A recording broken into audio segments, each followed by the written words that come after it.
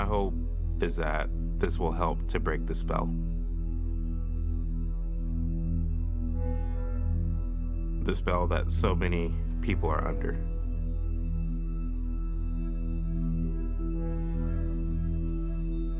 That keeps them angry,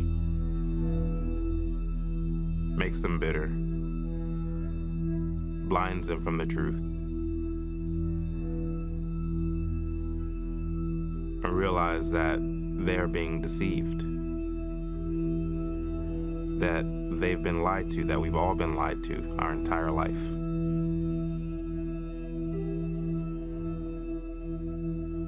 My hope is that people will begin to wake up.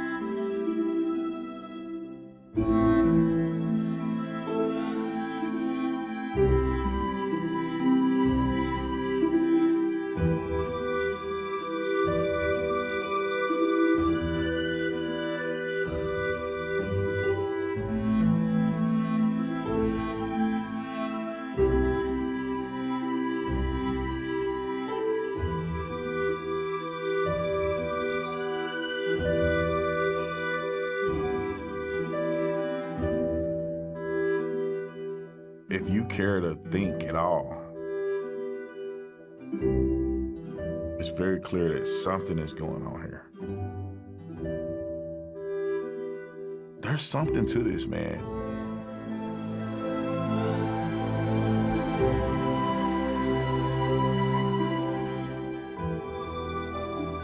Have we been lied to this whole time?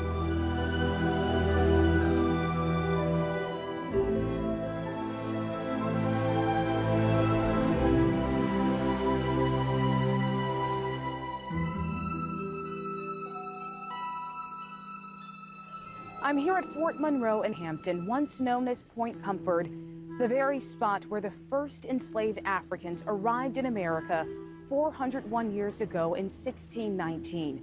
The atrocities my ancestors endured, packed and stacked on slave ships like pieces of property, brought to this country to build it with their blood, sweat, and tears.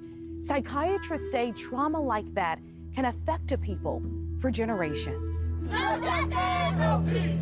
7-year-old Wenta Amore Rogers' passion during a recent protest in New York struck a chord across the country. Peace, no justice. The amount of passion in her voice, in her eyes for a child that young made me not just see her, it made me see our ancestors before her. So that little girl learned that from history. She learned that from her parents. And that's even like why it's so important for us to continue to tell the stories. Nationally renowned psychiatrist Dr. Dion Metzger says the unrest we see today is 401 years in the making. And in the point of slavery, to the point of, whippings and killing and lynchings. The whole idea of using slavery today as an excuse for the crime and dysfunction in the Black community doesn't make a lot of sense. If you look at the Blacks that came out of slavery, they were relatively prosperous, and you did not have the dysfunction and crime that you see taking place today. Black people are constantly being told that because of slavery, because of systemic racism, that their anger and their bitterness and their rage is justified. Is it possible that as Black people, we are experiencing a PTSD from what they went through 401 years ago? Absolutely. Absolutely. Just because we didn't experience it, us learning about the history or even from family stories, it's the same thing. That does not make a lot of sense, given that Blacks coming out of slavery had lives that were more functional.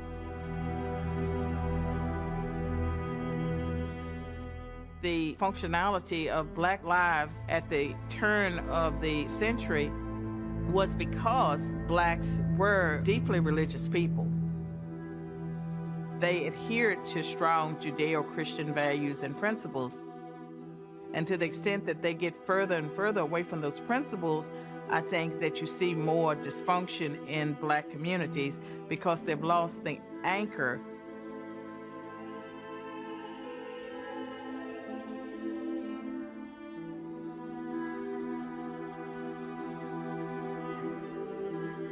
Church was the central point. It was the center point of social gathering, culture, religious activity, everything. Every Sunday, you woke up, you had breakfast with your mom and dad, and then all of us came out of the house at the same time, and we start walking toward Sunday school.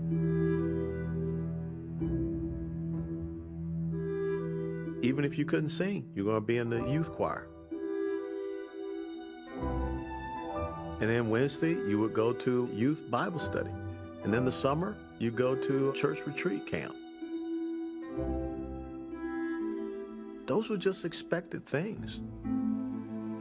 And that formed a fundamental basis of the black community. It was that sense of right and wrong. It was that sense of morality.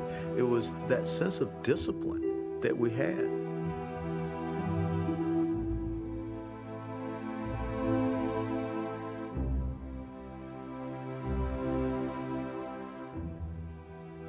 The church was producing hope.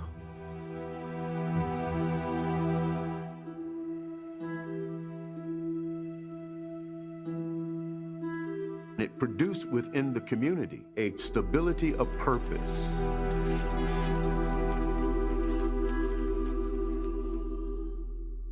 It held us together. Families were strong. Dad was there. Mom was there. The children were growing up under the influence of a two-parent home. That all changed. It's not because of racism. It's not because of police brutality. It's not because of slavery. It's not because of Jim Crow. It's not because of white supremacists and white privilege and all that crap they're telling you now. It's because of lack of character. This the gutter right here, you feel me? Niggas die for this shit, niggas die jail for this shit. Exactly. You know what I'm saying? Like, niggas die for this shit. Niggas live for this shit. Nigga, I'm born and raised. Niggas in jail for this shit. TG. Free all our homies, everybody. Free Lil Dub, Lil Baby Dub. Black people lost character. Look at all the neighborhoods, the communities, the cities where blacks have taken over. When they move into those areas, they're very nice. But by the time the blacks are done with them, crime, homelessness, they don't paint their home, they don't clean up. It just become a mess. We grew up to this shit, like, ain't nothing. It's because of lack of family, and most black people today do not believe in God.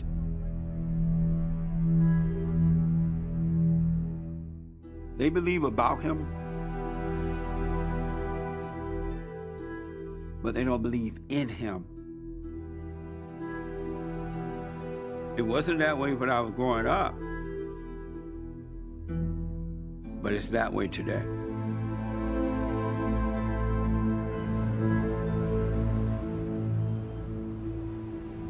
If you walk through any black urban community, you see many black men standing on corners doing nothing. Get this paper up. That's the only thing you can do, unless these niggas won't smoke, you know? Okay. Young, middle-aged, and old. Because they're operating under a definition that is different from what God has defined for them as their role as men. We go to other spots, fuck niggas up, beat niggas up, come through this motherfucker, you gonna die. You gonna die. You can't even come to the store and get no motherfucking bottle, you gonna get robbed and killed. Right. You know what I'm saying? That's how it is. And niggas do a lot of hate. Sometimes I'm ashamed of black people. because we let people take advantage of us. And you can't even call me back tomorrow? What are we projecting to the world? What are we rapping about? Porn star, big booties, let me film it, then shoot it. 3D money, no illusion. It's scary to me at times. Might hit your line, bitch. That is not black culture. That's a facade.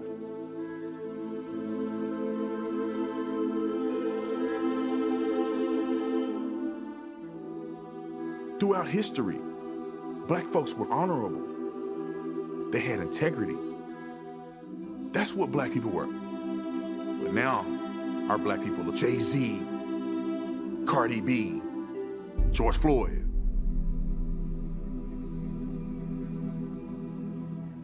We like to deify our idols.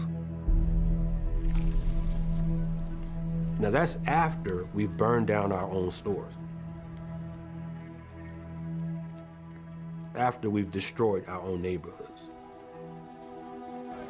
After we rob our own local businesses. After there are no more sneakers to steal. Then we'll paint murals on the wall.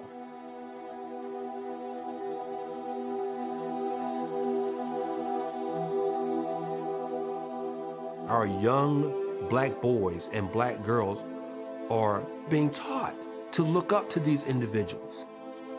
That the purpose in life is to be memorialized on a wall like this. Images are powerful.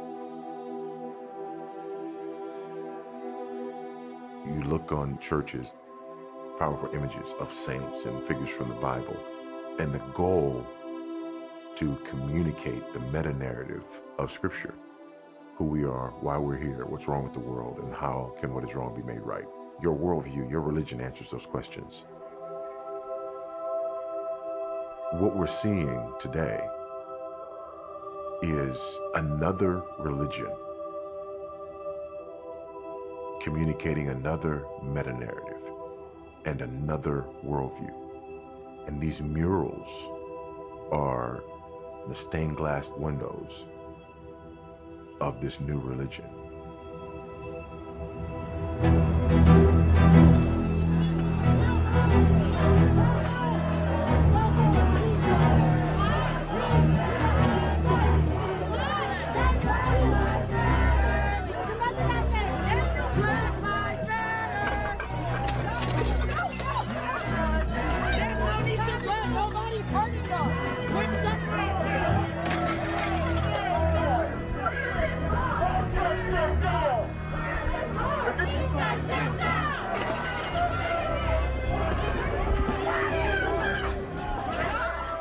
I wish we didn't have to do this. I wish it wasn't the case that these kind of things were going on, but they are.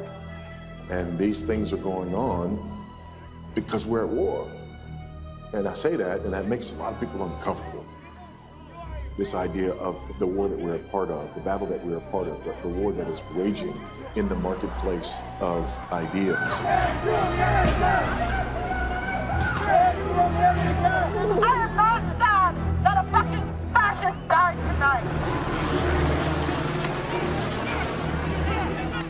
When we go to the marketplace of ideas, we have to be reminded of Paul's words. Though we walk according to the flesh, we are not waging war in the flesh. This is not an easy battle to engage in. Our adversary is vicious, unrelenting, and there are some who've been captured by him to do his will.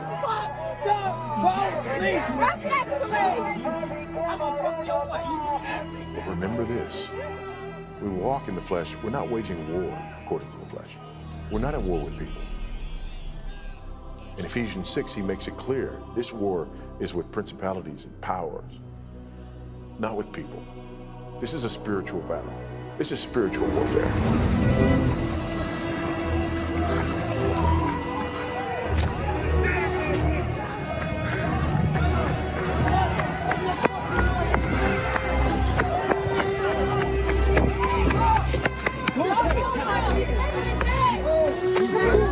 What happened?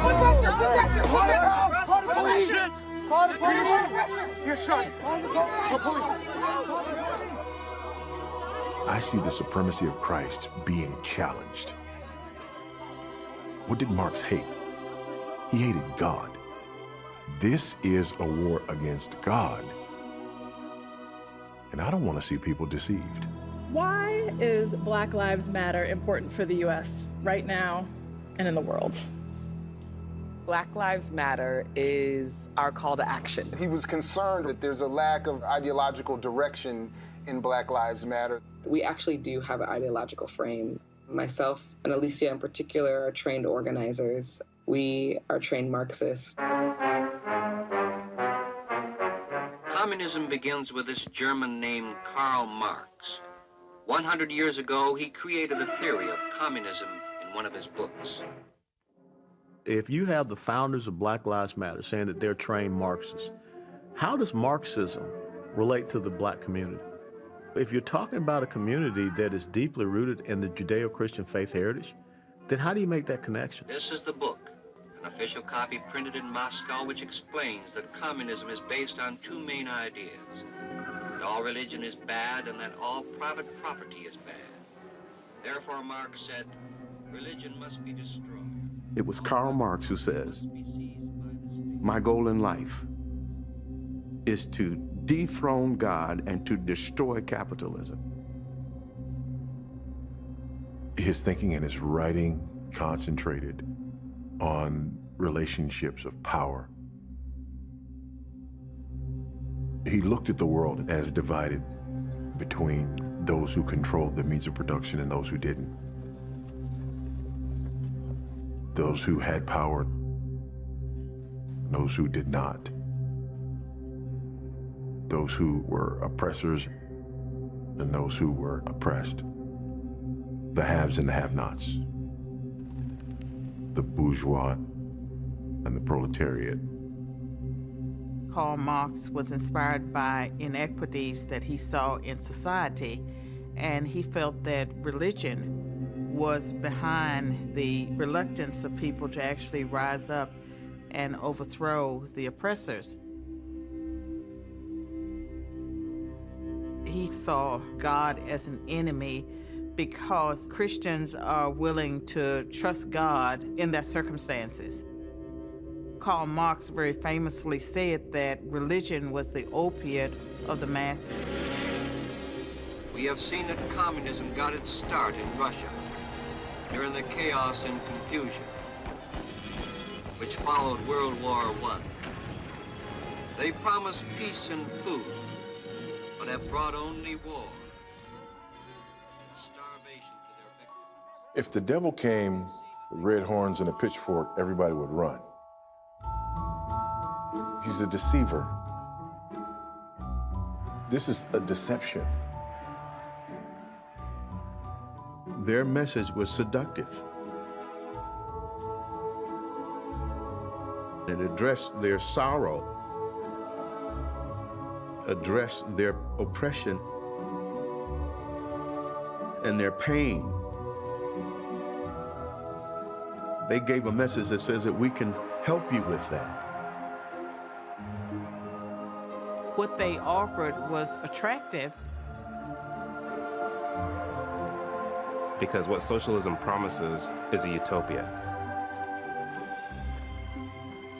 It promises heaven on earth. That we can have that which God promises without God. That man is the ultimate intellect and ultimate entity in the universe. That he can construct and develop a utopia that will usher in peace, tranquility, and unity of the human race. A peace that the world has not yet known. And if we hunker down and come together all in pursuit of this heaven on earth, then we can accomplish that. What communism offers, what humanism offers, is a stolen version of Christianity. that tries to erase God, but still satisfy that desire in the human heart to see all things made right. As image bearers of God, we understand right from wrong. What happens is these ideologies come along and they desire to have different outcomes. They desire to put themselves in the place of God. Karl Marx wanted to dethrone God because you cannot deceive and control a man or a woman who has been born of God. He protects you by allowing you to see evil. You overcome words. You overcome culture. You are controlled by what is right. A person who doesn't believe in God is more susceptible to socialism, to communism.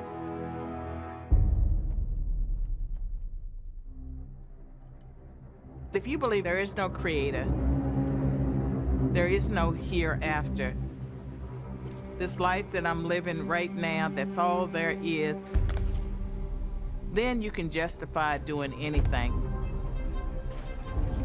People who believe the ends justify the means.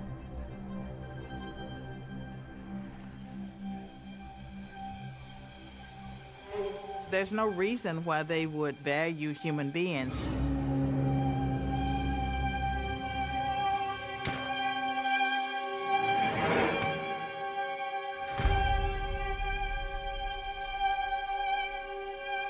And that's why every time you've seen the Marxists get control,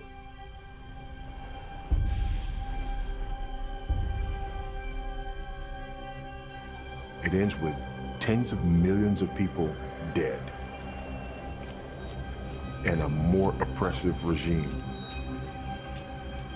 than people were ever fighting against in the first place.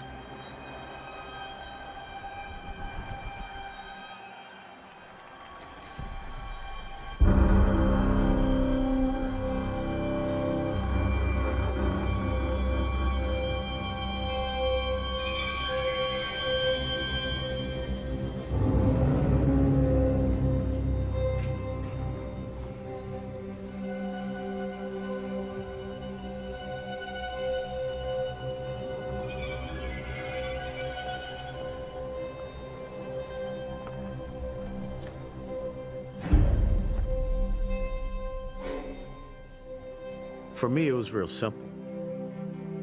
As a young lieutenant back in 1985, I was on a deployment with my unit to West Berlin.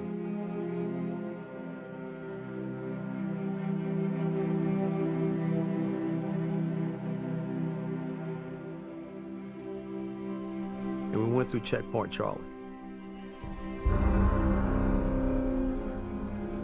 When I came out on the other side to East Berlin, I was like, oh, hell no. I don't want to live like that.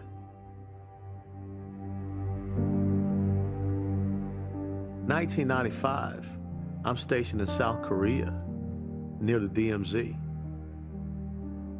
And I look across and I see North Korea.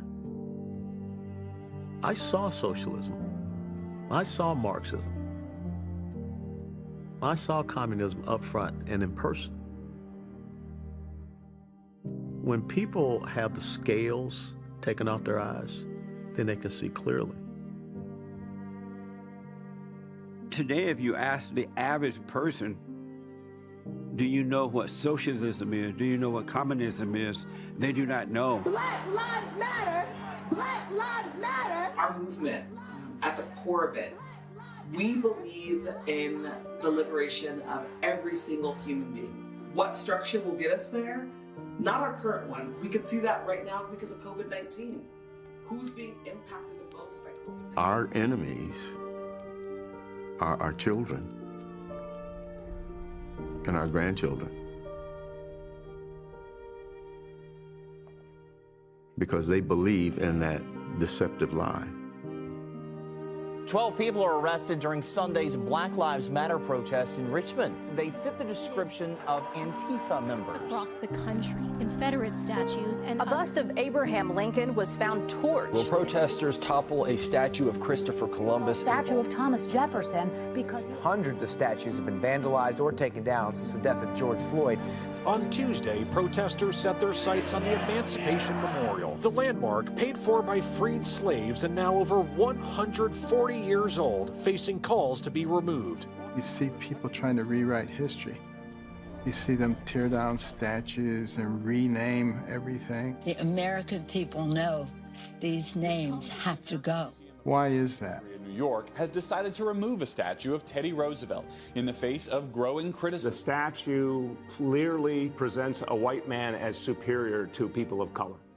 Because your history gives you your identity, and your identity is the basis of your beliefs. In 1831, Alexis de Tocqueville came to America to study this country. The Europeans were fascinated. How could a fledgling nation, barely 50 years old, already be competing with them on virtually every level? This was impossible. De Tocqueville was going to sort it out. And he looked at our educational system. See, that anybody finishing the second grade was completely literate. He could find a mountain man on the outskirts of society. The man could read the newspaper, could have a political discussion, could tell him how the government worked. The people who founded this nation said that our system of government was designed for a well-informed and educated populace. And when they become less informed, they become vulnerable. Black blood!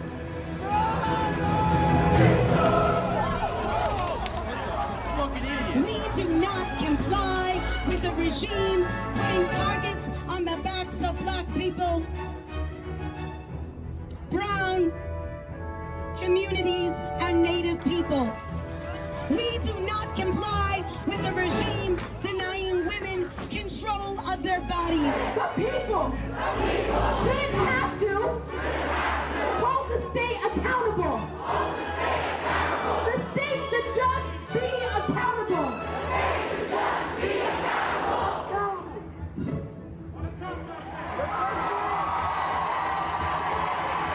Power to the people. Power to the people. The communists have admittedly chosen the minds of our youth as a #1 area for their insidious attack.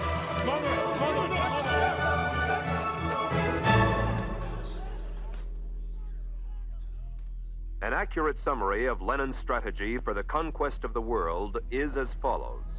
First, we will take Eastern Europe. Next, the masses of Asia.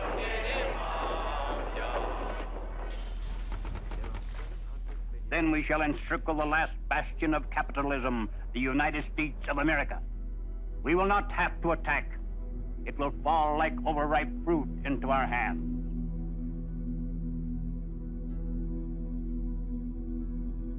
Antonio Gramsci, an Italian philosopher, a communist, who said this: we will never defeat the West with guns and conflict, but rather we will defeat them through infiltration.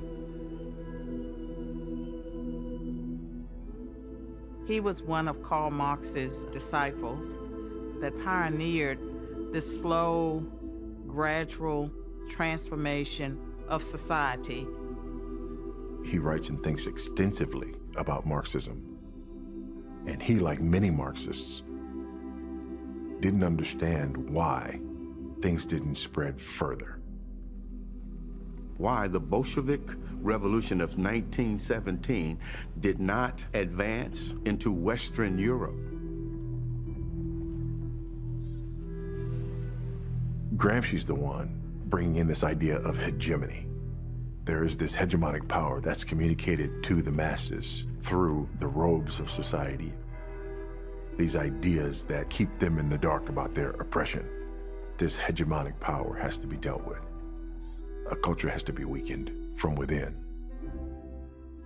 He writes about a new day. He calls it the new order. He says, in the new order, socialism will triumph by overwhelming Christianity, through the institutions. The centers of gravity, the courts, the media, academia, entertainment, even religious institutions. Gramsci understands that you have to do this culturally. His ideas infiltrate many institutions in the U.S. And by institutions, I mean universities. And so out of that, we get cultural Marxism, critical theory, ideologies that are impacting our world today.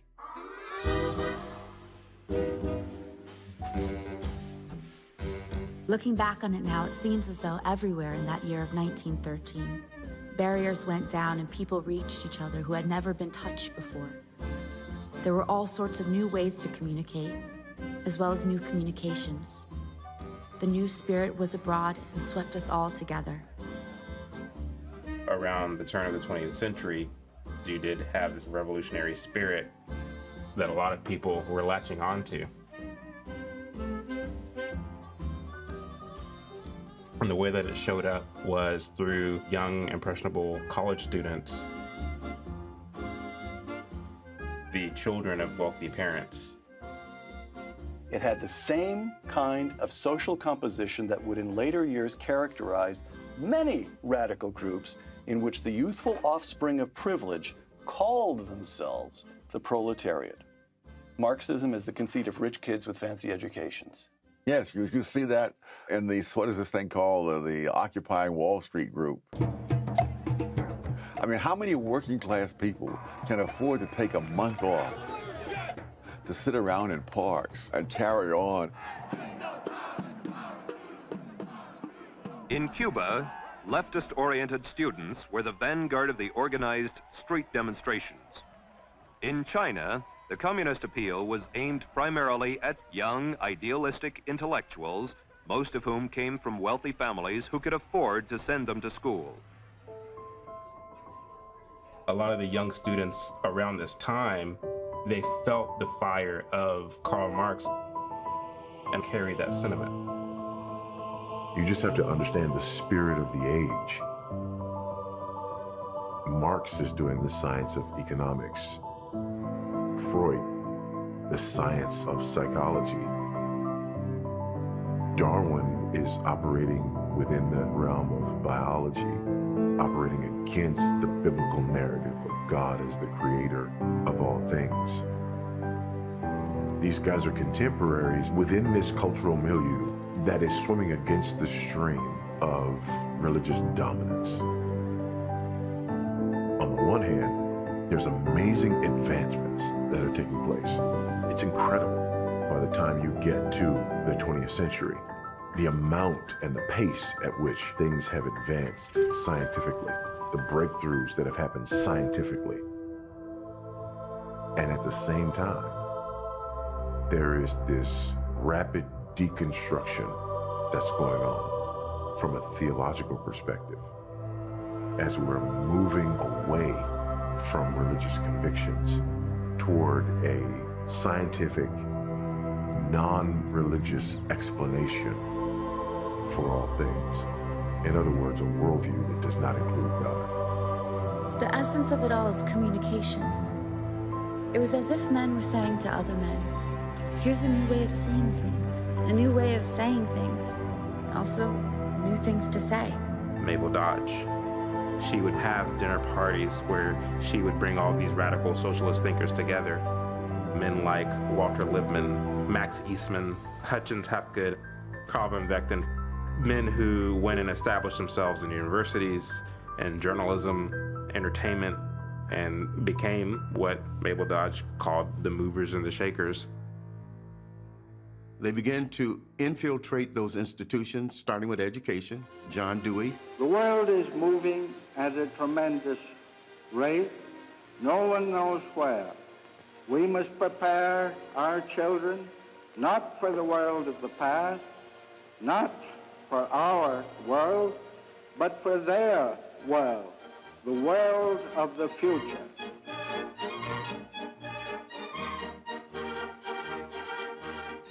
to change America's hegemony, its moral structure. Today, an overwhelming majority of U.S. educators are convinced They had to do it gradually, that these new teaching methods are best slowly, generation by generation. Most people assume that mandatory government education has been the norm throughout the history of the world. It hasn't even been the norm throughout the history of America. Mandatory government education doesn't exist until the latter part of the 19th century. Before that, it was unthinkable that the government would be in charge of education. Education is not mentioned in the U.S. Constitution. It is not part of the purview of the United States government. Before mandatory government education, where's education controlled? Church and the family. Homeschools, dame schools, one-room schoolhouse. That's how everybody's educated. Why do you need to control education in the Marxist worldview? To supplant Christianity and to replace it with secularism.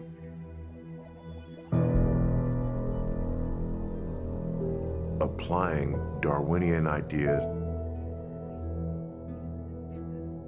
and Marxist ideas to child development and education. In Tennessee, there's still a law against teaching the theory of evolution in public schools. That law was tested once in 1925 in the famous monkey trial. Now, the man being tried for his views was schoolteacher John Scopes, who was arrested for teaching Darwin's theory of evolution, that man was descended from monkeys. The Bible was used in schools all across America to teach values and culture. Bible reading was not something that people felt threatened by. His opinion of the Supreme Court decision banning prayer in schools, the president says the Supreme Court has made a judgment. A good many people obviously will disagree with it. Others will agree with it. Prayer was ended in school first in 1962, and then 1963, Bible reading. And I would hope that as a result of this decision that all American parents will intensify their efforts at home. Would you go to court if you had to pray in school? Yes. Why? Because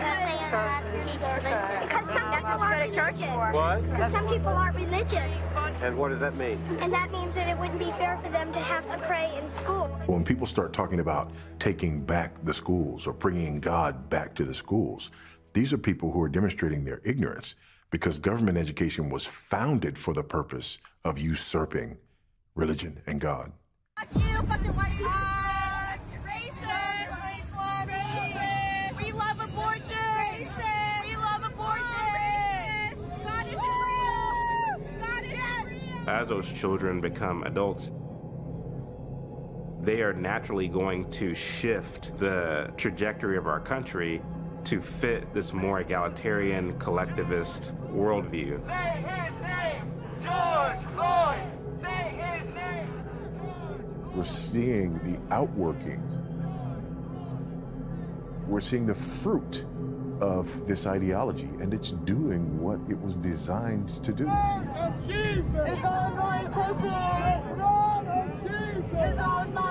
The fruit of an educational system that has totally destroyed our country.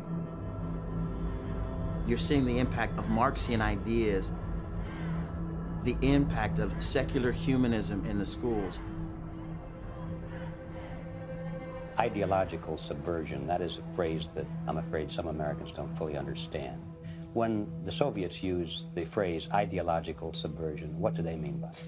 Ideological subversion is to change the perception of reality of every American to such an extent that despite of the abundance of information, no one is able to come to sensible conclusions in the interests of defending themselves, their families, their community, and their country. It's a great brainwashing process which goes very slow. It takes from 15 to 20 years to demoralize a nation. It's Marxism-Leninism ideology is being pumped into the soft heads of at least 3 generations of American students without being challenged or counterbalanced by the basic values of Americanism. And you can see it quite clearly that the influence of Marxist-Leninist ideas in the United States is absolutely fantastic. The demoralization process in the United States is basically completed already. The result you can see.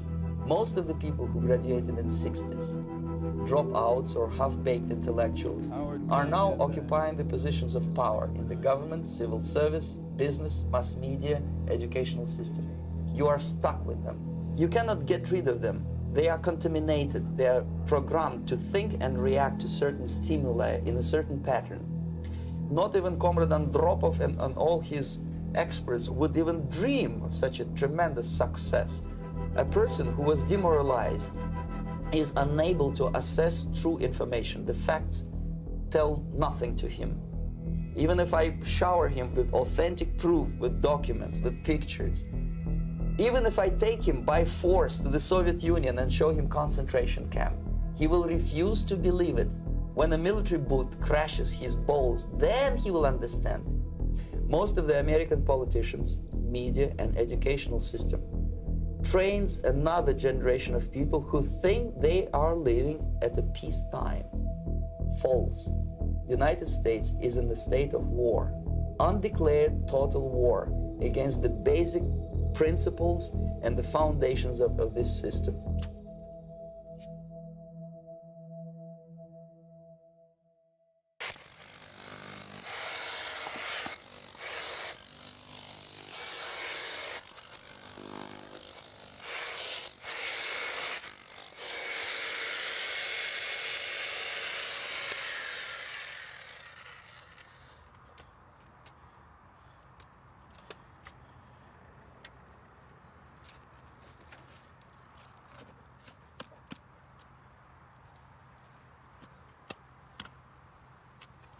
I was born in 1990. I remember every February you'd have Black History Month. Yep. And we would learn about Harriet Tubman, Frederick Douglass, and Martin Luther King. Yep. And I remember learning about the things that they fought for. Mm-hmm. And I remember at an early age thinking to myself, man, slavery must have been real hard. Segregation must have been really hard. Thank God we don't live in those times anymore. Thank God we now live in an America where we have opportunities and we have freedom and we're now considered equal. I, Barack Hussein Obama, do solemnly swear. When I graduated high school, that's whenever Obama became president. You now see this growing narrative of, well, actually you don't have as much freedoms as you thought that you have. We still live in a systemically racist country. You just didn't know it. Right. You were just naive. America has shown us historically that maybe black lives don't matter in this country. It's amazing to me why we keep loving this country and this country does not love us back. When I leave my home for a job, I might not come back. This is a serious issue. This is an issue for every single kid who says, is this my country? Why do they hate us? What does the parent say? When you realize that your child has now entered the world of color. It's ironic. Black people in America are the freest, safest, most prosperous Black people in the history of the world. There is no country in this world that a Black person would rather be. Unless, of course, they grow up in this country. Then they're fed a lie that is so deceptive, they actually believe the opposite of that which is true.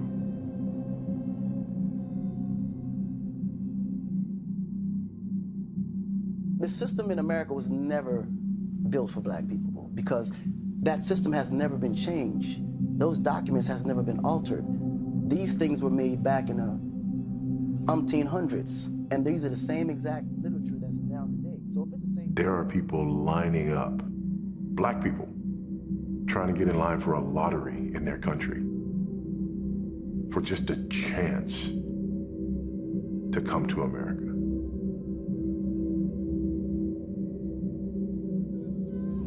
But if you hear many black Americans speak, you would think that this is a place, number one, that they shouldn't want to come to, but number two, that black people here should be fleeing from. The reason that that lie exists is because of power.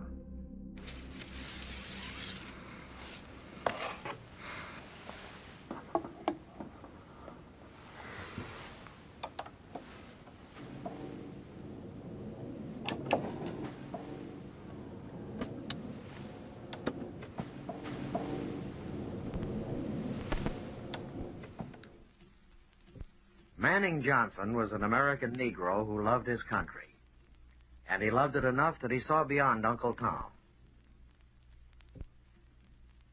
A communist of stature within the international conspiracy, Manning Johnson had the strength to renounce communism when he discovered for certain that its purpose was to use the Negro as a device to help commit all Americans of all colors to a slavery far worse than anything the pre-emancipation American Negro had ever experienced. We preserve the speech on this record for posterity, and we present it with malice toward none, but rather with the belief that had its wisdom and sheer logic reached enough Americans at the time the speech was made, the communists never could have succeeded in provoking the violence and insurrection we have unhappily witnessed. Now, Manning Johnson.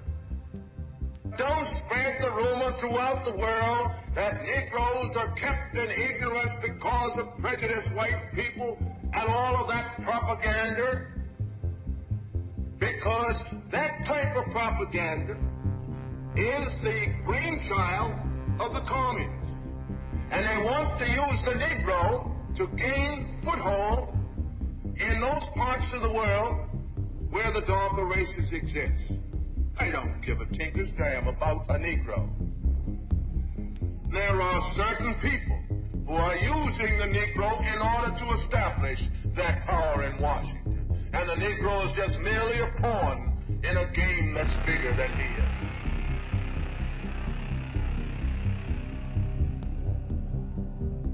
Black people were always ripe for use by the communists because many of us do come from situations of poverty. I'm going to be praying for you. I'm going to be coming back to see you.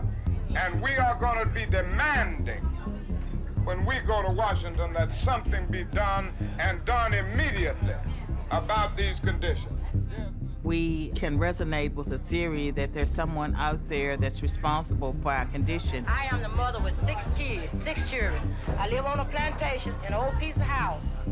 And my husband work on the plantation. He don't make, man give him just $8 a day. And I don't have a job, and it's hard for him to make a job with $8 a day and nothing else to go up against. I got one son stopped school because I didn't have the money to buy him fish and clothing he needed to wear, and he just dropped out of school. And part of the time, I don't even know where I'm going to get the next meal for my children. Many Negroes, by the thousands and millions, have been left bootless as a result of all of these years of oppression and as a result of a society that deliberately made his color a stigma and something worthless and degrading. It's taking the economic Marxism of Karl Marx and applying it to race relations in a way that whites are the oppressors and minorities, non-whites, they are the oppressed. We have to recognize who our major enemy is.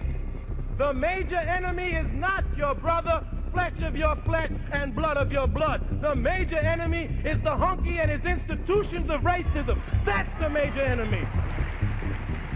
And whenever anybody prepares for revolutionary warfare, you concentrate on the major enemy. We're not strong enough to fight. As early as 1928, the communists declared that the racial differences among our people constituted the weakest and most vulnerable point in our social fabric. By constantly probing and straining at this one spot, they calculated that eventually the cloth could be torn apart, and that Americans could be divided, weakened, and perhaps even set against each other in open combat.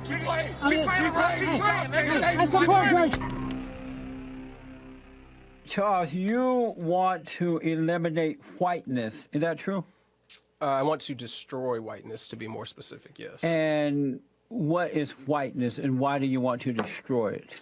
So whiteness is an ideological construct, right? It's an ideology, it's a set of behaviors and beliefs and practices that not only normalize the white way of seeing the world, but the white way of doing society. And so that structure has proven to be violent towards people of color, because it's the norm and standard by which we are judged, which is an inaccurate one. And so I think that needs to be destroyed in order for the liberation of people of color from white supremacy to take place. Now, to be sure, that is not to conflate whiteness with white people, although all white people do benefit from whiteness, and there are people of color and black folks as well who adopt ideological positions that are consistent with white supremacy. And again, that is a disappointment, and it disenfranchises and harms people of color. So I think that ideology and that philosophy needs to be destroyed. Oh, man.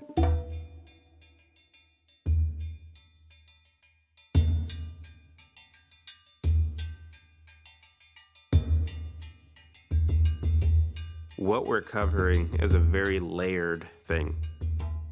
We're talking about over a century of tactics, writings, education, journalism, music, film,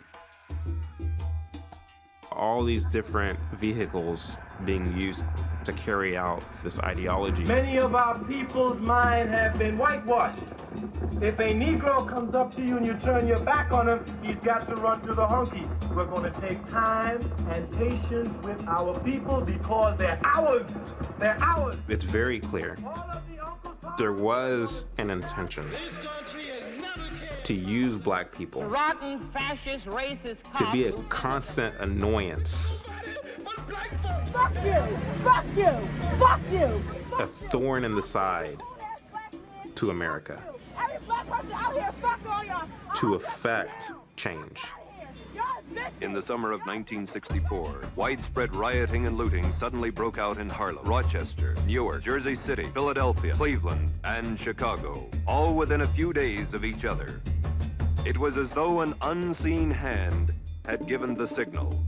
As a Jew, I have a certain amount of, shall we say, congenital social protest inside of me.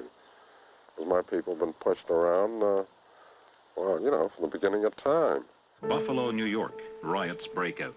I want to make it crystal clear that as mayor, that we will not tolerate a violation of the law. We will not tolerate criminal activity. We will not tolerate looting and pillaging. Power has always gone into two areas, those who have money and those who have people. We have nothing but people. And the politicians understand this. After 4 nights of violence and $100,000 damage, the mayor promises to do something about employment opportunities within a week, if they will cool off. We were only in there for about a month and a half when Buffalo blew. We weren't even organized. And even our critics... His name is Saul Alinsky, and there are still many to whom the name is meaningless. But to millions now, he is looked on as a savior. And these are the so-called have-nots, the culturally deprived, the abject poor.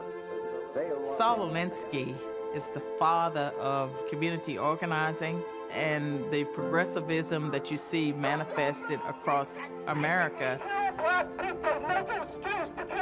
People do not get power except when they take it, or when they're strong enough so that the other side gives it up. He was a Marxist, but he was very practical. If you force an issue over too long a period, you can run into some real troubles. Let me tell you one of... And he was into tactics. You tell them that the next time we meet, we'll meet in front of the United States Senate in the hearings room, and they'll come there because they won't get an invitation. They'll be coming in response to a subpoena. He wrote a very famous book called Rules for Radicals. It is, without a doubt, the strategic playbook as well as the Communist Manifesto of Karl Marx and Frederick Engels. Those are the two seminary documents for the progressive socialist left in America today. What you find when you read these people and you really study them is that it's nothing for them to be deceitful and to be manipulative and to lie in order to get their ideas to come to pass. The real question has never been a silly one about the end justifying the means. It's always been, does this particular end justify this particular means? His dedication tells you everything. He dedicated his book to Lucifer. As being the first revolutionary to be able to establish his own kingdom. Now everybody understands what white power is because they own the banks. They have all the commercial power in the community. But they only have it at the expense. This is from the Canadian documentary that was done on Saul Alinsky, Organizing for Power, the Alinsky Approach. The Alinsky organization is often invited into a community by its churchmen. Franklin Delano Roosevelt Florence, a minister of the Church of Christ, is elected president of the organization, which names itself FIGHT, Freedom, Independence, God, Honor, Today. In its first year, FIGHT achieves modest victories against the city administration in the area of urban renewal and attacks anyone who doesn't offer uncritical support. All these different movements that were popping up in industrial cities in the 60s and 70s. We're sick and tired of this Uncle Tom leadership. That's why we had bills here. People thought that these were black organizations, ran by black people, for the uplift of black people. People genuinely thought that. I want to comment about the outside agitators that the mayor claims is coming into Buffalo to create the disorders. What these short films of Saul Alinsky showed is that it was actually white Marxists. Alinsky sent in Dick Harmon as staff director. Once I give the word to go, we're off. There will be no turning back. Alinsky sends in Ed Chambers, his top organizer. Chambers works quickly to set up the local organization in time to avoid another summer of violence. Every organization that we build is built on a multi-issued basis. The worst thing you can do, and one of the reasons why some of the civil rights or a large part of the civil rights movement went dead, is to organize around a single issue. It becomes a straitjacket. Number one, chronic unemployment of adults and teenagers. Number two, inferior education. Number three, your slumlord. Number four, police brutality.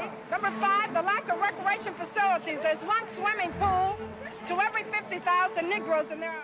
Take a single issue, and you literally lock out a large part of potential membership who may be sympathetic to the... It was very surprising to find this footage because it puts his words out there. It puts the strategy out there that communists and Marxists and socialists, whatever you want to call them, that they've been putting into practice for a very long time. The beautiful execution of power.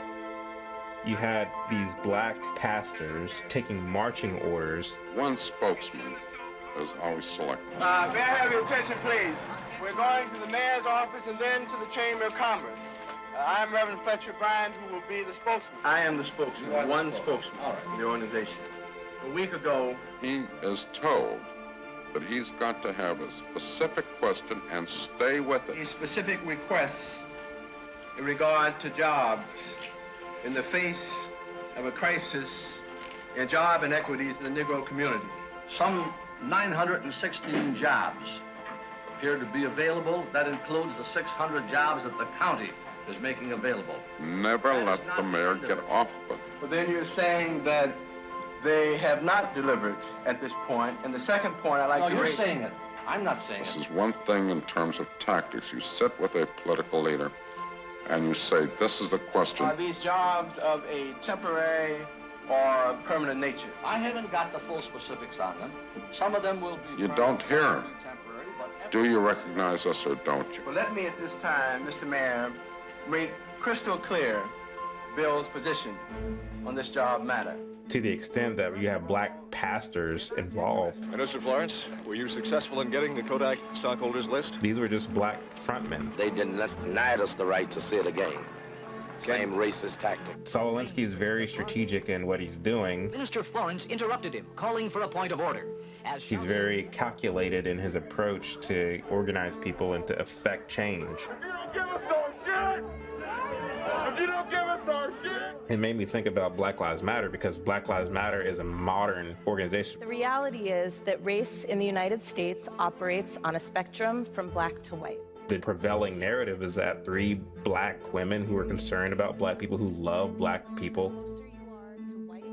These are the women who started Black Lives Matter, and that it's a black movement, and every white person associated with it is merely an ally. It is a tool for our allies to show up differently for us. I was wondering, is there a white Marxist behind Black Lives Matter? Displacement, genocide, and climate crimes. Is that a laundry list or a web of connected crises? Our next guest has been helping people's movements make the links for decades now. He's Eric Mann of the Labor Community Strategy Center right here in Los Angeles. How did you get started? Well, I come out of a Jewish socialist. What I found is Eric Mann. I've been organizing with the Congress of Racial Equality, Students for Democratic Society, worked with the Black Panther Party, was in SDS, was in Weatherman, went to prison for political issues. When you look into Eric Mann, you look at what he believes and what he wants. Free the U.S. 2 million prisoners and 100,000 less police. Free, safe, and legal abortion with public support and financing, and minors having the right to abortion without parental consent. Reparations for the transatlantic slave trade, unconditional amnesty and option of citizenship for 12 million immigrants, end the war on drugs, the war on crime, the war on gangs, and the war on terror. After you put these ideas out, you got to train organizers, and we have been able to recruit young Black and Latino kids. My name is Patrice Cullors. I am the co-founder of Black Lives Matter. I'm also the executive director of the Black Lives Matter Global Network. She came out of the bus riot scene. She's grown up in South LA. Patrice wants the stage. In some way wants to occupy it. It is our duty to fight for freedom. It is our duty to fight for freedom. It is our duty to win. You work with each person to say, you need to lead. I only have an army of generals. I do believe in Marxism. It's a philosophy that I learned really early on in my organizing career. We were taught to learn about the systems that were criticizing capitalism. Whenever Patrice Cullors said we're trained Marxists, she was telling the truth. She's a trained Marxist. And Eric Mann is the man who trained her.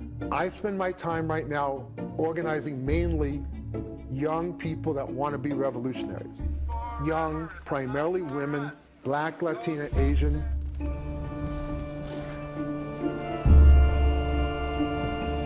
It's essentially based on guerrilla warfare principles, which is you're up against a far more powerful enemy.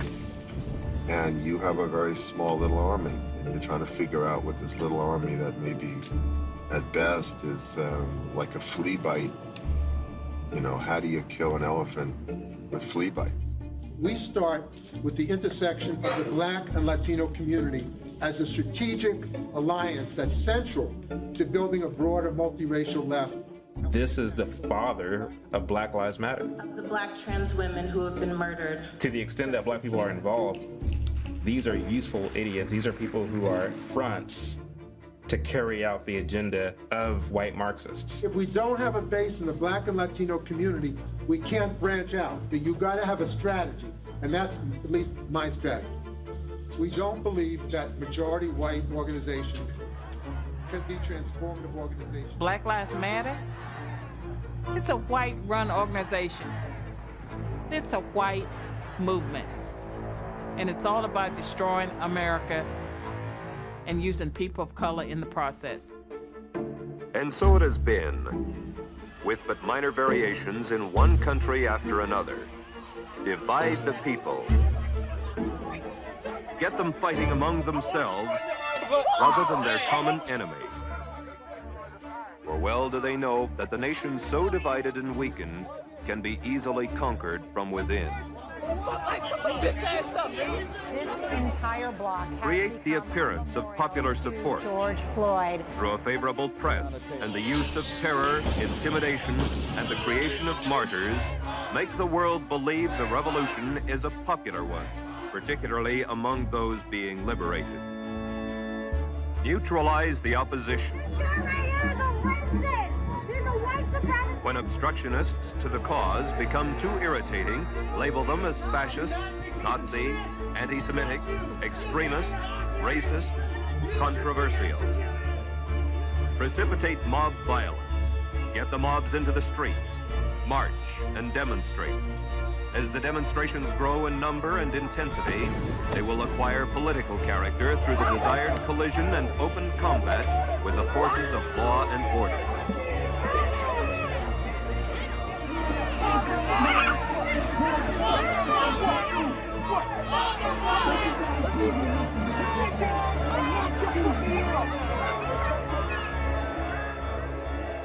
We're watching young people being informed by people who are leveraging their emotion. They don't realize that they have been drawn into a very radical movement where their lives will be taken over. When I came to the organization, when I was organized into the organization, I was 17 and a half. I was really angry, and I didn't have a direction. I just was spewing anger. I was angry at. Anytime you want to start a movement or you want to brainwash the people, you have to deal with those who are angry. If you're not angry, you're not with me. Then the communist movement can come in and pretend to be a friend to use you. 1968. The wheels were coming off the wagons. Dr. King was assassinated. We became white race conscious. Now they after the white people, they gonna congregate. They gonna caravan out in Inglewood, Playa del Rey, and everywhere else the white man's supposed to stay. They gonna do the white man in tonight, and I'm gonna wait now. We went from being the nice Catholic kid to the angry black kid. I was angry about things that happened in the past. I was angry about things that were gonna happen in the future. If you said good morning to me, I was angry. If you didn't say good morning, I was angry. And people exploited that. I remember going to Harvard Square. All night we were rioting. And I got back home. I couldn't explain to myself why I just did that.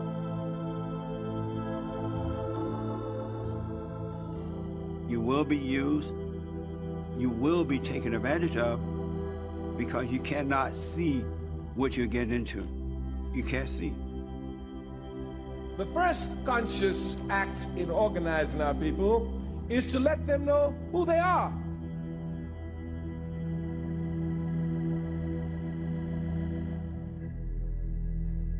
If you think you're an American, you will fight to protect the interests of capitalist America.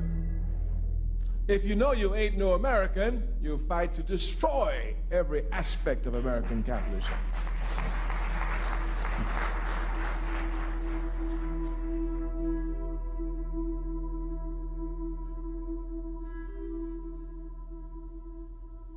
All of us come from somewhere. All of us have origin stories.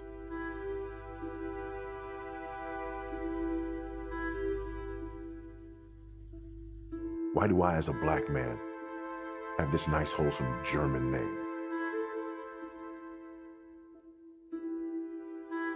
It's because of slavery. It's important for me to know that story. But it's also important for me to recognize that as an American, I have another origin story. And that origin story is not 1619. It's 1776. Because that's America's origin story. And I am an American. And that origin story is filled with suffering and struggle and bloodshed and overcoming adversity. An Irish person whose family survived the Irish potato famine and then came to America. It's part of our origin story as America. My Jewish brother, whose family survived the Holocaust and then came to the United States. You could go on and on and on, and what you eventually realize is that God, in his providence, has brought us all from hardship.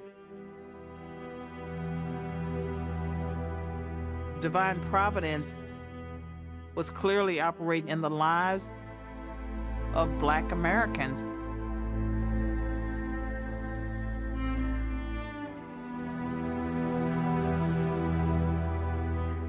Yes, slavery was horrible, but out of slavery came Black America.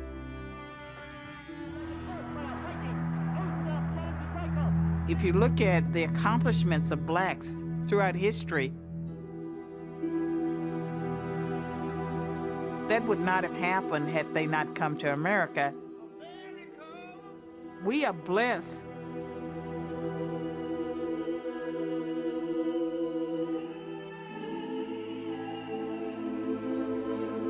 It is a great satisfaction to have connected with the race of men and women who are able to do something that enhances the comforts and conveniences of life. As you go on, increasing your ability to do things of value, you will find that the problem, which often nowadays looks more and more difficult of solution, will gradually become easier. Booker T. Washington was my hero. When I was in high school, they used to take us over to Tuskegee. Every summer, we would spend a week over there, staying in the dorm and learning about Booker T. Washington. A lot of Black people don't understand what he was all about. When he came to Alabama, when he came to Tuskegee, he pushed work, industry, and the books. He didn't have pity on these former slaves. We must recognize the fact that our capacity is very largely different from that of the people of the white race. I know we like to say the opposite. It sounds well in compositions, does well in rhetoric, and makes a splendid essay. But to say that we are equal to whites is to say that slavery was no disadvantage to us. This is all we can say of ourselves. With proper development, our condition and capacity will be the same as those of the people of any other race. He was influencing people to take advantage of their own lives, do the best with what they had. Getting out there and working hard and earning things on your own. Be an entrepreneur. Start your own business. Build your community. We need to look to ourselves. We need to transform from within. He urged Black people to set your bucket where you are and make your success right there where you are. Cast down your bucket where you are. A third and fourth speaker. For Walker was that. Cast down your bucket where you are. Captain of the first person, last Indian country. Cast down your bucket.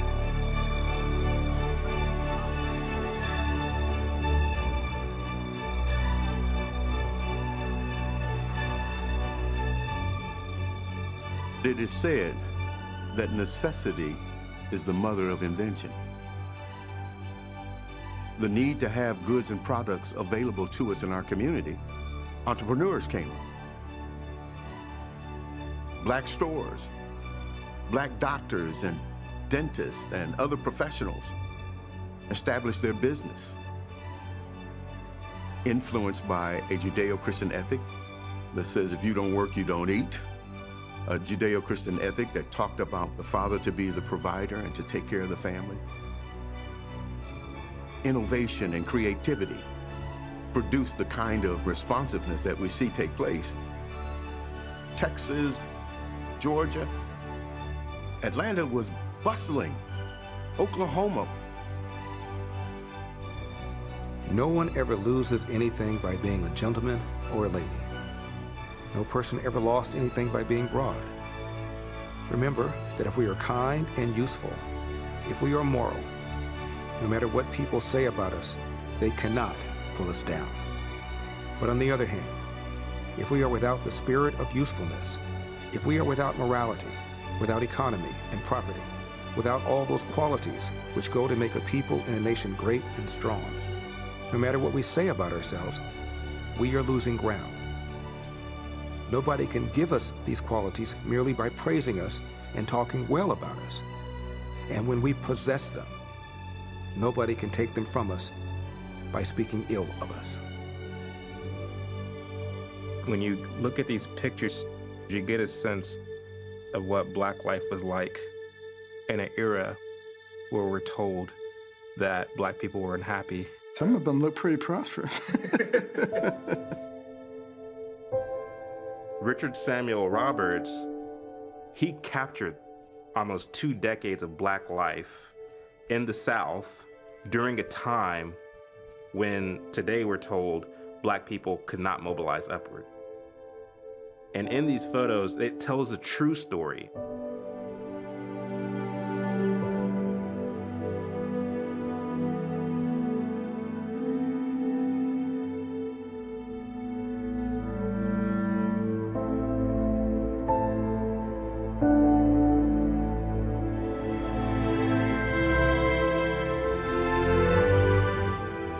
After slavery ended, there were a lot of very successful Black people.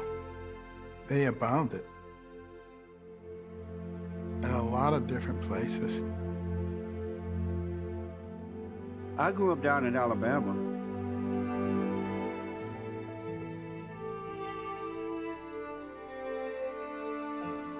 When I was growing up, we were not raised to hate.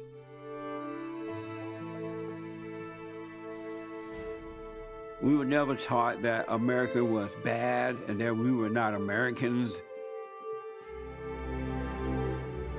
We were raised to love America. We were taught about slavery, but not in a way where it made you hate. My family and other Black people around me were working their own land. Those that wanted to go to college went to college, or they started their own business.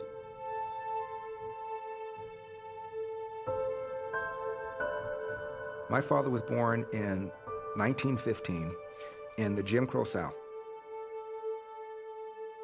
Athens, Georgia. My father always taught my brothers and me that when the door is wide open. I never felt like I was a victim. I never even felt we were poor. I remember thinking my father was rich. I remember asking my father for a quarter, and he went in his pocket and he gave it to me. I thought my dad was rich. My dad was a janitor. Elder did not come to his politics by accident. His father, Randolph, was dirt poor with little education. He went to night school, held down 2 jobs, and raised a family. He was a janitor until I was 10 years old. Then he started a little small business, a cafe not too far from downtown LA. And my father was always about working hard and not making excuses. When Larry says, look, if you just forget the issue of racism, just put your head down, study hard, work hard, you're going to be all right in the end. You think that's true? It worked for me. It worked for me. That was Black America, but it's an America that we don't learn about, specifically because whenever you have something to be proud of, people have less of a chance of controlling you. People walk around talking about make America great again. Give me the date that America was great for everybody. It wasn't great for Blacks when we were enslaved and then had to fight Jim Crow and then fight for the right to vote. It has now gotten to the point where it is impossible for me to believe Black leaders and the Black struggle in America. I see the lies and the manipulation from the media, black leaders, the dumb, ignorant, cowardice, brain dead people who are ruining our country on a false narrative. I'm willing to deny 90% of what people are saying. You know, I imagine the slaves. Here's why. Thought, thank God we're gonna all be one. The first legal slave owner was a black man. Hundreds of black people owned slaves during slavery. But yet our entire plight of the black community is because of slavery.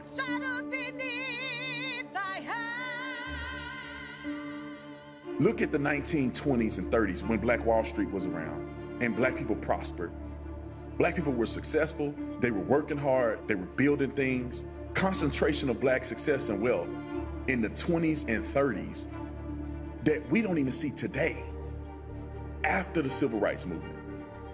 I'm starting to become skeptical of the Civil Rights Movement. We are not told the entire truth of the Civil Rights Movement. Because Martin Luther King was a socialist. Free at last.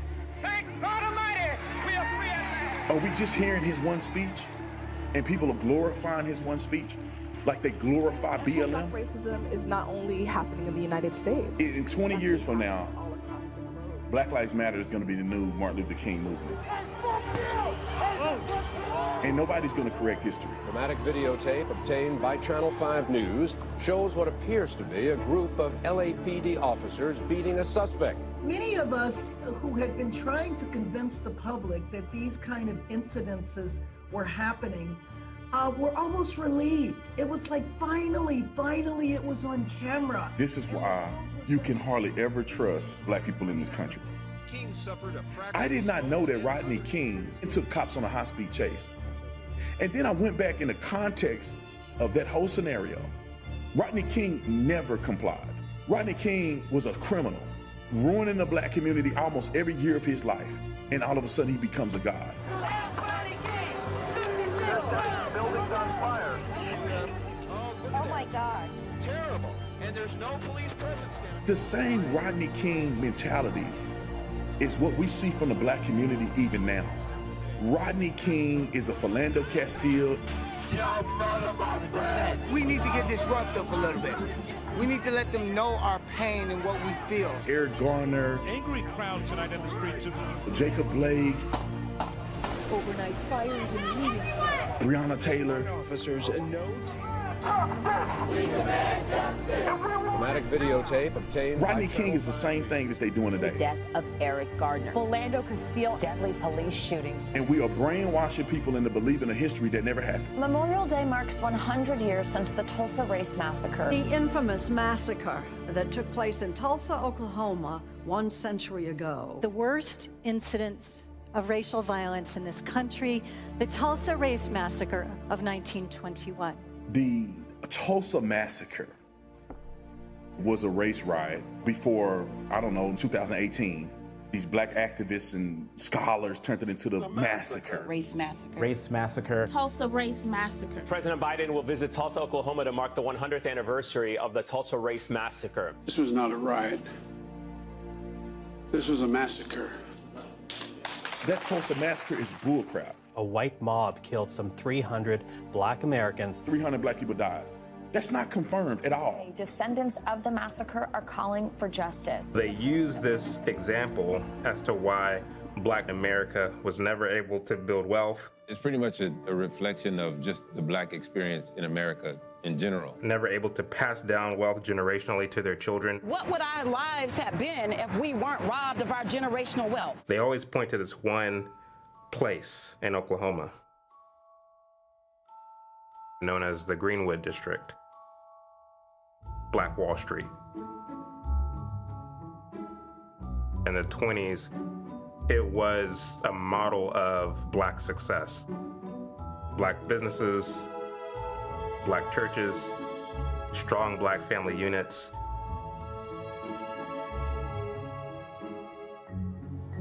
What we're taught is that the white people who lived in Tulsa, Oklahoma were jealous of the blacks who lived in Greenwood. We're told that they developed this plan to go in and destroy Black Wall Street, to displace these people who lived there, to burn down these businesses, to kill as many black people as possible. Black people in Tulsa have been oppressed ever since the massacre for 100 years. That black success died in 1921 with the so-called massacre. There was a pastor in Oklahoma named Solomon Sir Jones. He was able to film a lot of black life during this time in Oklahoma. The riot happened in 1921. 1925, according to Solomon Sir Jones's footage, Black Wall Street was built back.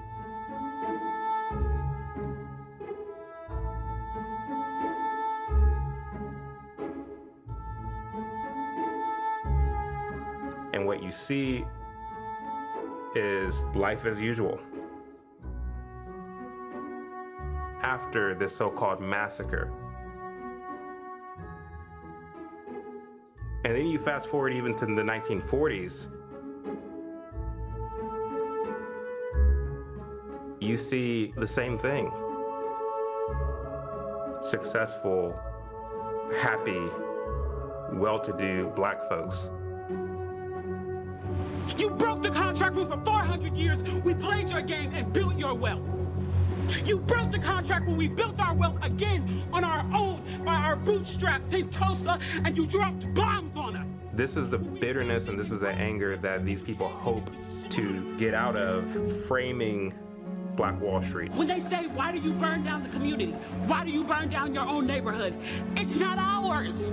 We don't own anything. The whole point is to keep people angry, to keep people protesting, to tell you that America was never built for black people. The reason we could never be who we wanted and dreamed of being is you kept your knee on our neck.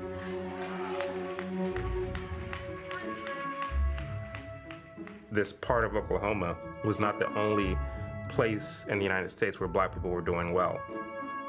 There are all sorts of black neighborhoods like that throughout the entire South.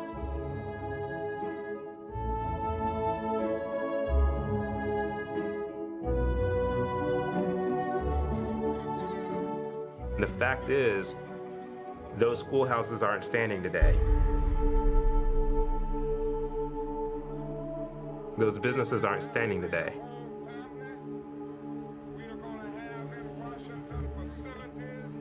It wasn't white racism that destroyed it. And we are going to demand that the government do something about these conditions, and we're going to demand that they stop cutting off poverty funds, which end up often making the rich richer and the poor poorer.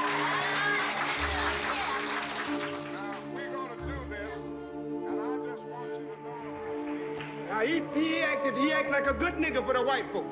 But I tell you, I don't want to even be around no more good niggas. I'm with them good Negroes. That's what they call Rodriguez, a good Negro. I want to be with the bad niggas, because I know what's happening with the bad niggas. That's where I want to be. I want to be with the niggas. The thing that killed all these black businesses was a mindset change as a result of the civil rights movement. That is a major, tragic, and staggering depression that we face in our everyday lives. The rats is sleeping with me and my kids, and why should I pay the rent? I'll go to court if you want me to. How you gonna tell me to love this property that exploits me every day when the average black man in Harlem works the first Monday, Tuesday, and Wednesday for a landlord?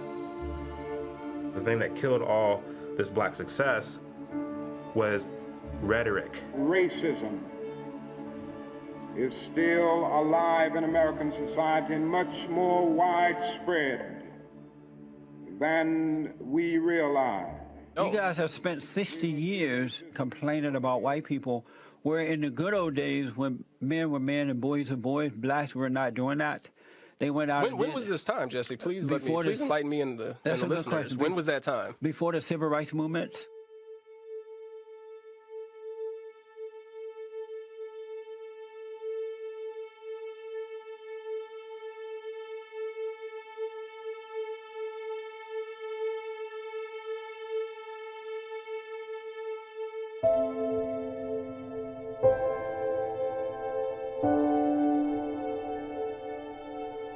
Booker T. Washington, through his Tuskegee machine, started what was called the Negro Business League.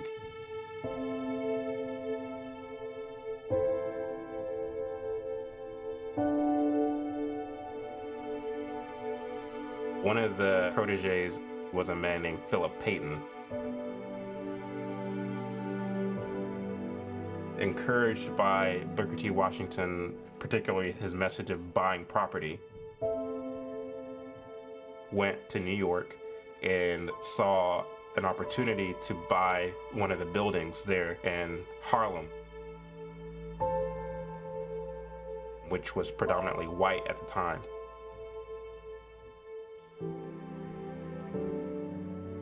So he bought this building,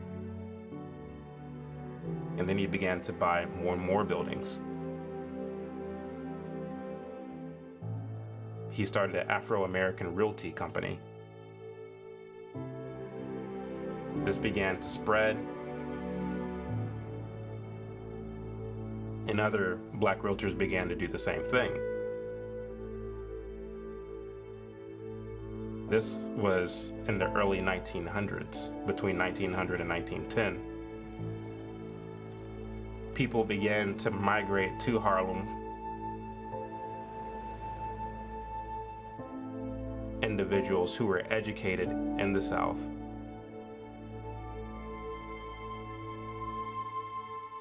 They were coming to Harlem not as dumb, ignorant former slaves, but as individuals who had education, who had skills.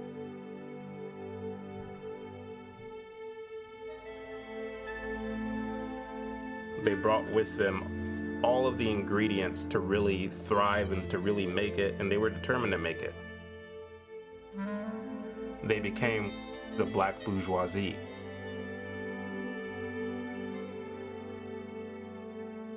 The narrative that we have today is that black people were always at the mercy of white people. That black people came with their hands out, and it was really up to the white person as to whether they will allow black people to exist or not. There's this commercial that Beats did where one of the lines is, "We don't get to exist. We don't get to exist. We are forced to survive." We're forced to survive. The narrative that that's trying to paint is that black people cannot make it and cannot put one foot in front of the other unless white people allow us to. Why do you see white people as supreme We over don't. you? Yes, We you don't. do. No, you just said it here. No, I didn't. White supremacy is a structural issue. Now, white people, and some white people, not all, some white people do feel that they are superior to black people. No, you feel that they are. No, I don't. They don't feel that way. No, I don't. We've made it very clear that we don't feel that way. White people do not feel that way. You can't speak for all white people. I've had so many arguments with black people over the years. They say during Jim Crow era that everywhere black people went, they were being attacked, that black people lived in fear of white people. You have a beautiful placard here that talks about drinking fountains. Right. Right? And so when white folks are legislating where black people can get access to water, that is a structural form of racism. But even when they had the for colors only drinking fountain, for white only, blacks were still doing better then than they are today because the men were not sitting around whining like little girls talking about white people holding them back. Black folk had up 100 times more before social integration hit. I'm old enough to tell you all that. You all not old enough to know that yet. When I was a kid, see, we had something. We weren't looking for any social integration. You know why? Because we had our own businesses there. We had our own cab companies. We had our own restaurants. We had our own hotels. We had our own school systems. My family was part of one that had the only black bus line in the entire United States. All of our mechanics was blacks. All of our drivers were blacks. Electricians was black. Everything was black. We know what killed our buses? What? Social integration. When all of a sudden, you all started talking about Rosa Parks and Martin Luther King going down to Alabama, want to integrate the bus lines. Integrate whose bus line? I have always ridden in the back of the bus because I didn't have guts to get in the front of the bus. But now the time had come. I was riding in the front of the bus. Like I said, Winston-Salem says, we want to ride on front of some white buses. So we said, we don't have any white buses. They said, well, get some so we can ride on the front of them. I feel like a complete asshole because I never thought about that. Like that whole time they did the boycott, They should have been trying to establish their own bus company as opposed to wanting to ride. I never thought about that. Y'all boycotted for a year just to want to ride on the front? See, you're a smart man. I never thought about that. but you got it now, right? In 1905, black people were literally buying entire buildings. This idea that blacks were always at the mercy of whites is just asinine, at least when it came to Booker T. Washington and the effect that he had on those who put his ideas into practice. He really pushed vocation, learning skilled trades, becoming your own man, taking responsibility of your own communities. And then you saw this large exodus of black people out of those skilled trades. Yeah. Why do you think so many of them left work? Because they fell for the lie of the so-called black leadership. In the slave South, Negroes impoverished and mistreated have sought remedy by pouring into the cities. W.B. Du Bois is a towering figure in black intellectual history. And oftentimes people will pit Booker T. Washington and W.B. Du Bois against one another. Up from slavery, Booker T. Washington, W.B. Du Bois, the souls of black folk. Booker T. Washington, Tuskegee Institute.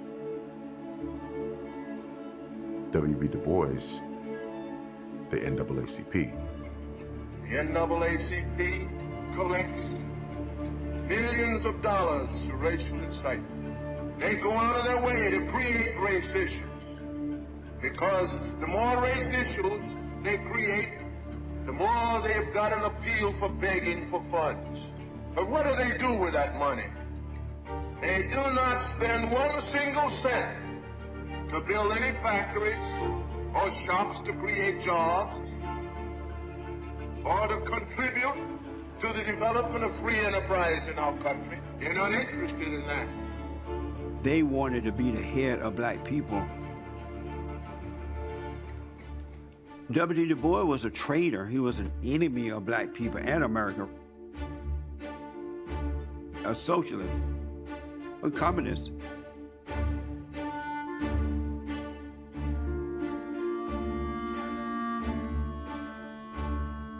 It was Mary White Ovington and other white socialists who started the NAACP. White socialists who sought to use black Americans to carry out their socialist agenda.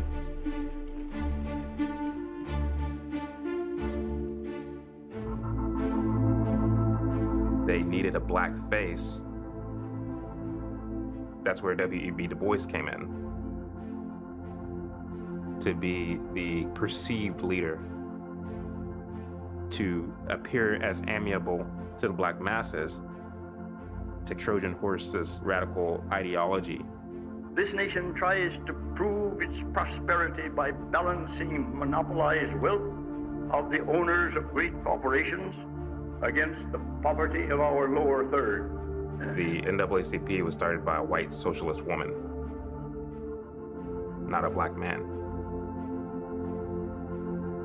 Whenever the NAACP began to take off, you had men like W.E.B. Du Bois trying to make a name for themselves. In order to make a name for themselves, they needed to sabotage men like Booker T. Washington, who had influence. Unfortunately, it's only a Negro minority of intellectuals and leftist Negro preachers who presume to speak for all of the Negro people. They try to silence all opposition by calling anybody who disagrees with them Uncle Toms. They want to disparage Booker T. Washington as the Uncle Tom. Booker T. Washington is this ultimate picture of the black person who gives the white people what they want and lets them off the hook. And W.B. Du Bois is this hero because he airs the grievances and he calls white people to account. Which is interesting because he was born to freedmen. He was born well off. He didn't know what it was like to be raised in the South. Booker T. Washington was born and raised in the South. He was born into slavery. There was a way of simplicity about Washington. He was a very confident man. He was a man of faith. Du Bois was an atheist, very troubled and very paranoid. He was educated at Harvard, where he was trained to look with disdain at Western civilization and at capitalism in particular. And he saw Booker T. Washington as his intellectual enemy because Washington pushed utilizing capitalism instead of trying to do away with it. You will find it true, not only in this country, but in other countries, that the demand will be more and more for people who can do something. Regardless of color or condition, the world is going to give the places of trust and remuneration to men and women who can do a certain thing as well as anybody else or better. Just in proportion as we do this, you will find that nothing under the sun will keep us back. I was able to look at this book called Harlem, A Century in Images. It gives you a timeline from its inception to its collapse. From the beginning, whether it's the kids in the classroom, the way that the people are dressed, the business owners,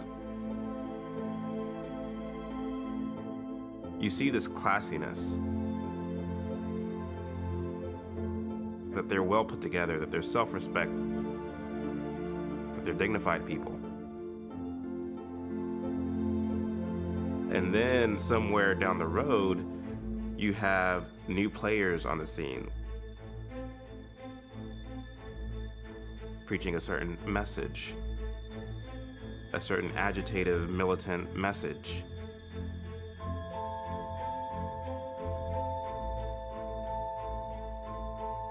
The faces go from being delighted, happy, and hopeful to all of a sudden being angry.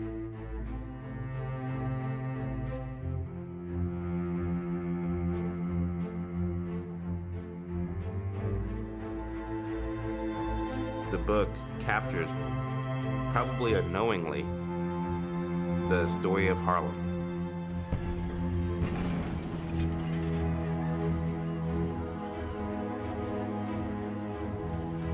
Ideas have consequences.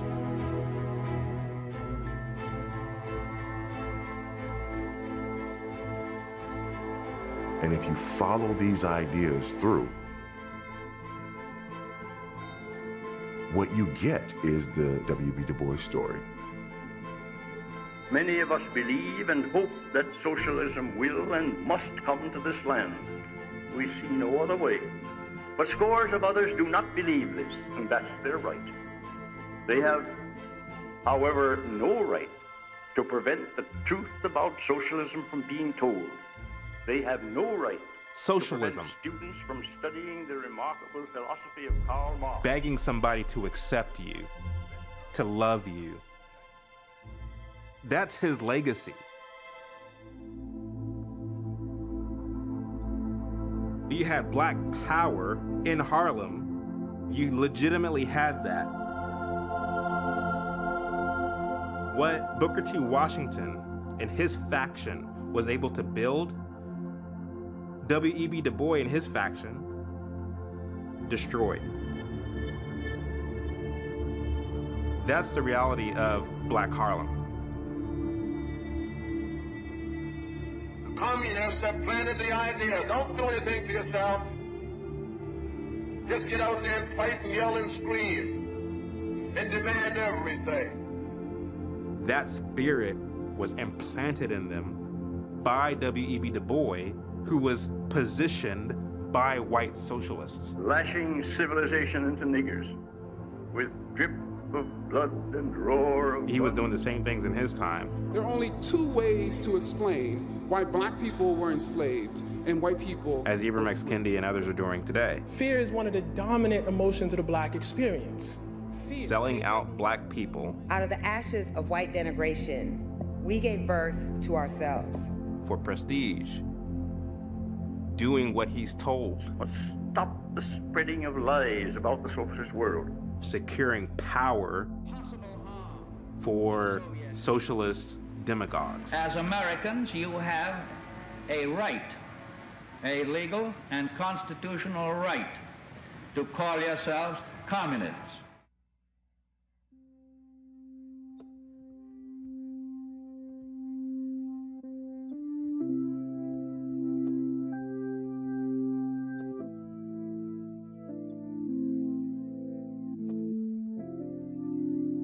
The Communist Manifesto. Karl Marx says that the communists latch on to any movement possible around the world in order to rein in their agenda, in order to materialize their efforts. My people, the Negro people of America, have in the Communist Party their best defender, the unfailing champion of their cause. I'm Julia Brown. For 9 years, I was a member of the Communist Party. During that time, I learned that the communist conspiracy had been planning and working to bring violent revolution to America.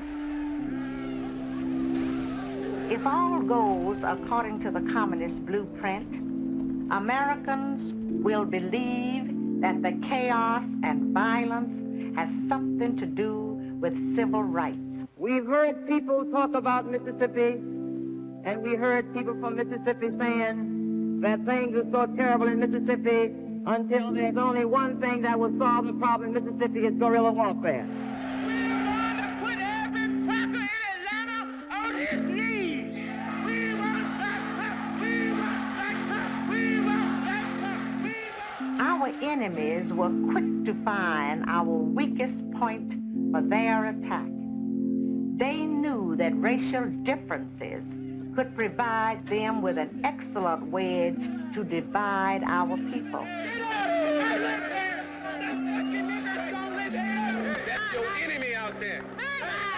Y'all think he's your enemy. Don't you forget it, because I ain't, honky. Their strategy simply has been to keep hammering on that wedge, to drive it deeper into our social structure, to open all wounds that have long since healed, and deliberately to create new ones wherever they can. We are at war. Right. Fought behind the enemy's lines. You better get you some guns. Don't you forget it. They scared of my rifle. Wait till I get me an atomic bomb. Having been on the inside, it's easy for me to recognize this revolutionary agitation in disguise. But the average American finds it's hard to believe that something as worthy and noble sounding as a civil rights movement could possibly be a communist maneuver.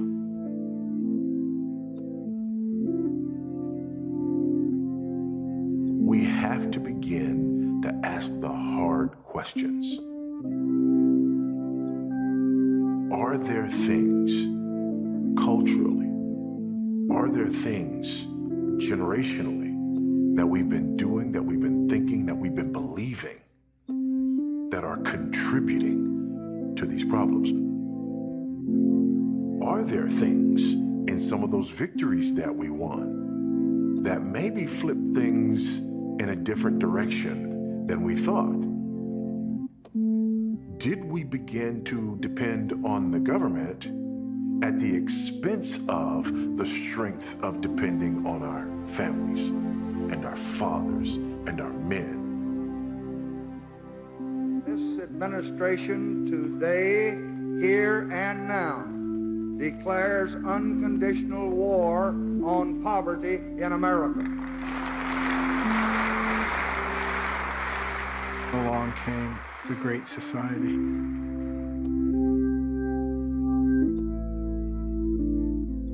The war on poverty. The things that took away the incentive for family formation, made people dependent, made people think that they had a right to be taken care of. That was the death blow to the black community.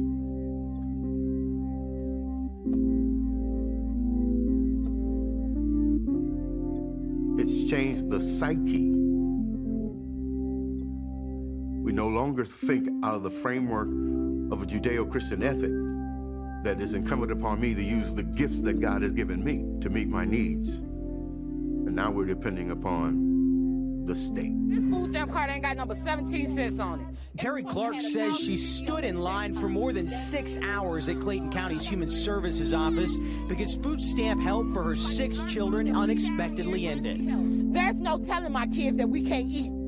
I'm not taking no, because my babies don't deserve that. When are y'all gonna come through? When you gonna come through? When I'm on my last pill?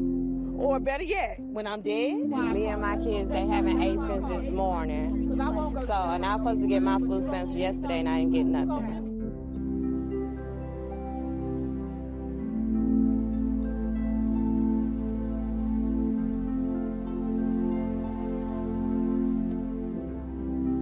I sometimes wonder, what would America be had the blacks not fallen for the trap or the tricks of the so-called civil rights movement?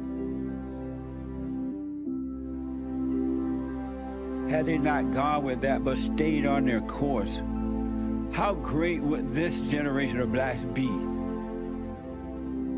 They would be inventing things, creating things, and have a peace of heart and peace of mind, and they will be able to live with their neighbors without ideas and thoughts about being hated because of their color and things like that. It would be a different black people. It really would. But they sold their soul to the so-called civil rights leaders and so forth. Most have not been able to return.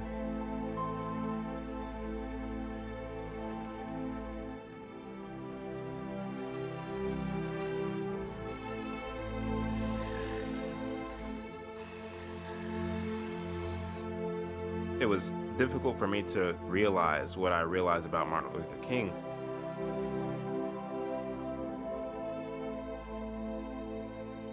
An American icon, the Holy Grail. Taking something that was once noble, the image of the black pastor,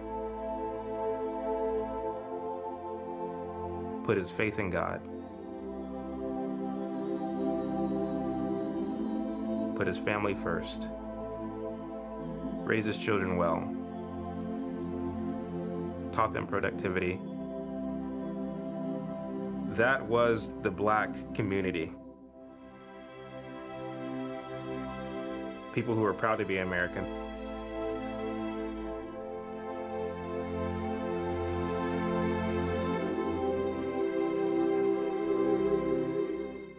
What Martin Luther King gives us is that image. But it's preaching a different message. And it didn't cost the nation 1 penny to integrate lunch counters. Well, it didn't cost the nation 1 penny to guarantee the right to vote. But now we are dealing with issues that cannot be solved without the nation spending billions of dollars and undergoing a radical redistribution of economic power. Yeah. We'll get into that next.